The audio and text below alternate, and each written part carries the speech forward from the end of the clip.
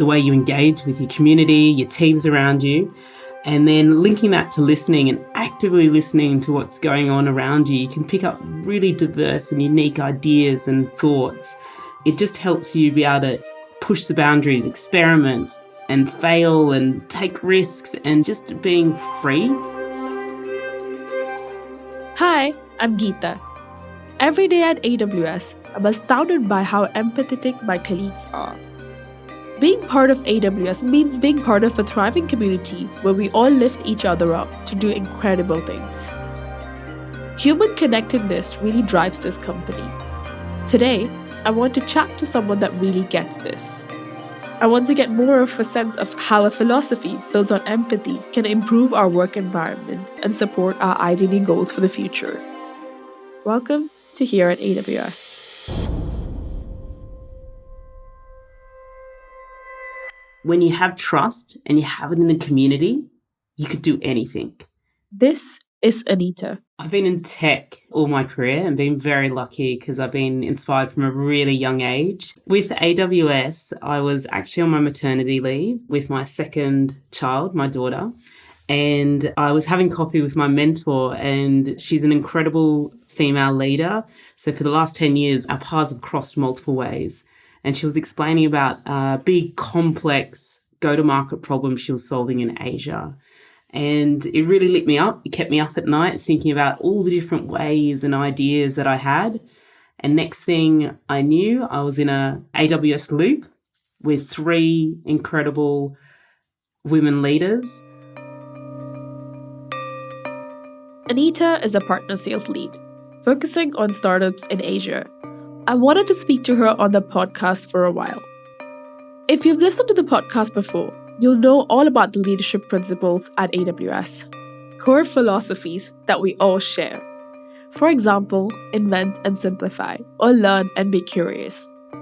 Thinking and acting based on core beliefs is what makes teams at AWS so effective. Alongside these principles, Anita has her own life philosophy that really lifts her work. We spoke the other day, and you mentioned this idea to me. Love, listen, learn. What does that mean to you? Love, listen, learn is a philosophy that grounds myself in my personal life, my family, but also the people around me at work and with our customers. Love what you do in terms of work. Love what you do in terms of the way you engage with your community, your teams around you. And then linking that to listening and actively listening to what's going on around you, you can pick up really diverse and unique ideas and thoughts. And then if you connect that back to learn, so having that growth mindset and always learning, it just helps you be able to push the boundaries, experiment and fail and take risks and just being free, if you think of it as a learning opportunity. So love, listen, learn is something not only in my personal life, but at work I apply. I probably reword it a little bit differently when I'm with my team and my customers. So I talk about elevate, empower, and inspire. That's something that really resonates, whether it's a one-to-one mentoring session or whether I'm talking to another woman founder who's looking to kickstart their startup. It just helps you rethink about the world and the challenges in front of you. So it's kind of a motto that across my team we use not only in our customer engagements, but actually with my team for their career development. I really love this philosophy. It's grounded in trying to be understanding of others' needs and wants. We are human, and so are our customers. I wonder, where does Anita's philosophy come from? I'm really fortunate to have the blend of a Polish Indian heritage, and I'm first generation Australian. And that's been like an incredible source of like what's made me up today in terms of my DNA, the way I think, the way I look at the world. And I'd say the combination of my father being English Indian, quantum physicist, a data scientist, really that think big mentality is lit up inside me. Every dinner table conversation we have is always about what new technologies are out there, whether it be about the latest things that quantum computing can do, right through to the exciting things that Gen AI and large language models are transforming the way we're doing things in the world. And what my mum brought to me, I think, is that hardworking ethic. And both my grandmother and mum always put people and family first. And that's something that's probably brought through. And so I'd say the combination of my diverse background has given me a window into lots of different perspectives. And that's really something that's unique, and I can stand in other people's shoes. Every day there's something new to learn from my parents. And I'd say my mum's ethic and life lesson around resilience is so powerful. Being a refugee coming to Australia, she couldn't speak English and took on the challenge of learning computer programming back in the 70s. And what that enabled her to do is open up a whole new world to her. And so although not speaking English, she was able to code and create new worlds for customers and for herself that enabled her to have a world of adventure. And she says it comes down to that resilience and just really getting uncomfortable with the uncomfortable. I think this is the core of Anita's philosophy. She's really open to diverse perspectives. She's a global panelist working with an international network, and she finds real purpose in those working relationships. Yeah, I love working across boundaries because it's like you're tapping into this like treasure chest of all these ideas and perspectives and thoughts. It's probably one of my most favorite things. And only last week, my team and I had this huge customer problem we couldn't solve. We actually thought it was unsolvable. And if anyone knows me and my team, we will do anything we can to get the outcome we need for our customers in a very, sustainable, focused, positive way. And we were stuck. And I actually had a mentoring session with someone in the global team, and I was telling them, look, I can't seem to solve this. I was virtually whiteboarding with them, and they said to me, what about this simple idea? And I was like, damn, everything just like chimed and fell into place just by being open and having a conversation with someone across the world.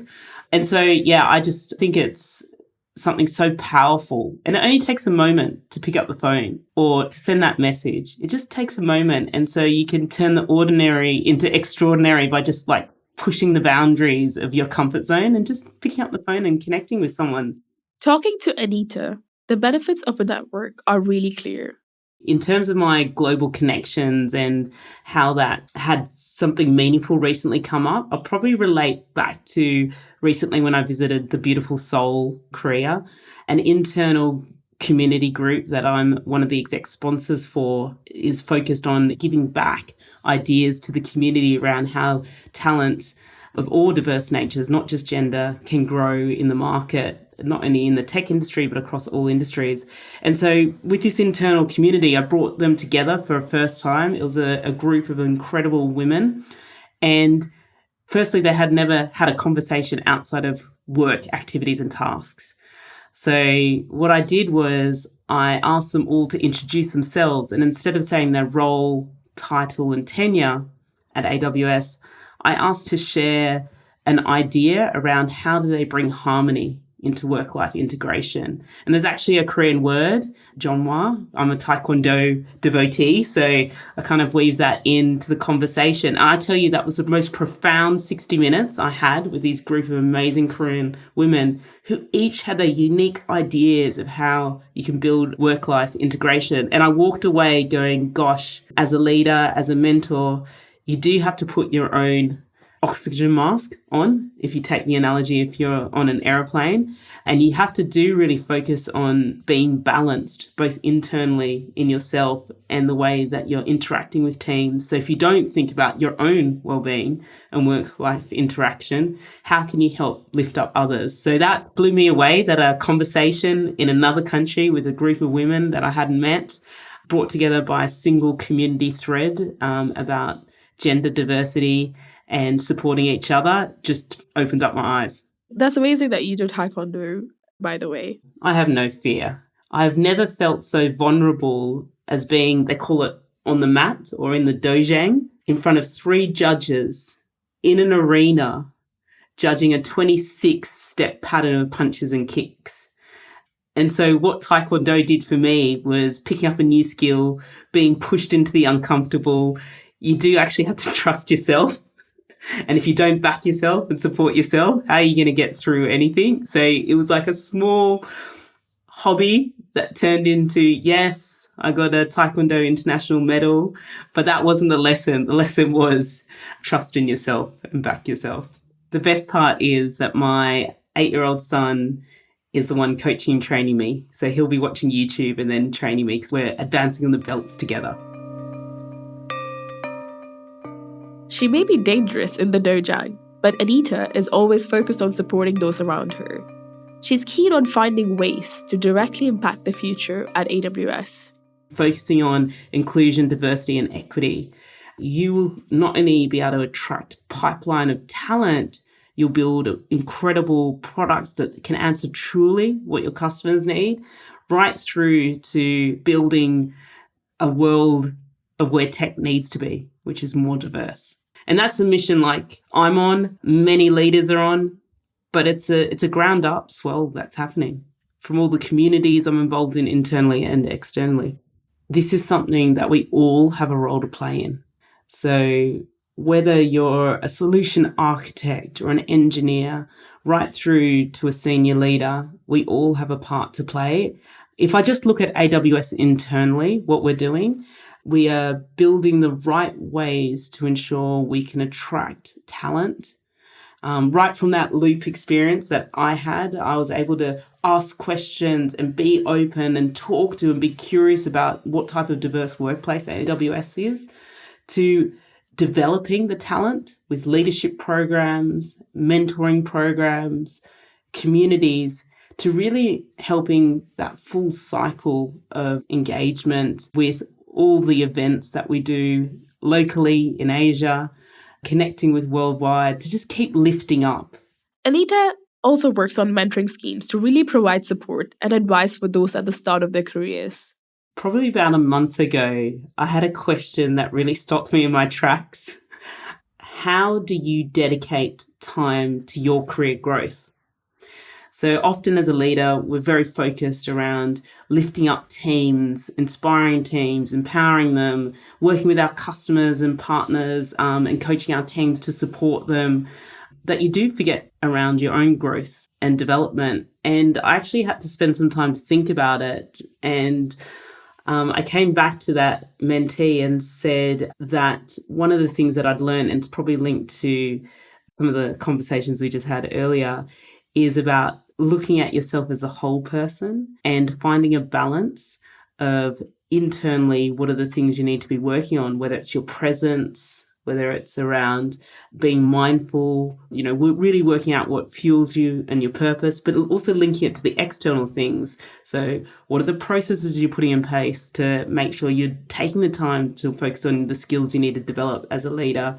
What are you doing to support your people and uplifting them, and what extra skills and talent are you providing them, right through to thinking about, how are you going to ensure that your mission that you're on with your team is being elevated and supported by the rest of the organization. So it did make me stop and say, hey, I need to be mindful about thinking about career growth myself. And actually, as you grow into your leadership capabilities, it's more about grounding yourself and being true to yourself and making sure your values are shining through, because that's the way that you can help lift up and inspire others.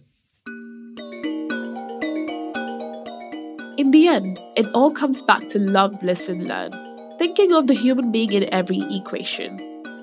It's been so interesting to chat with Anita about this part of her working philosophy. Growing communities and supporting people is her mission at AWS. If we look at connections, so human connection is based on trust. And one of my mentors said early on to me that trust is made up of 3 things: empathy, authenticity, and logic, like data. She said that's how trust is built. And so when you have trust and you have it in a community, you could do anything, whether it's work on transforming an industry, the fintech industry, and all the new technology coming out there, right through to looking at sustainability and smart energy ideas. If you have a community, and that community could be based of internal group of people from different parts of the organization, through to a community of customers in an industry trying to solve a problem around health and life science, through to a community like at AWS, we have a bunch of AWS partners in a network that work together to solve big problems and build new solutions. So community is so important.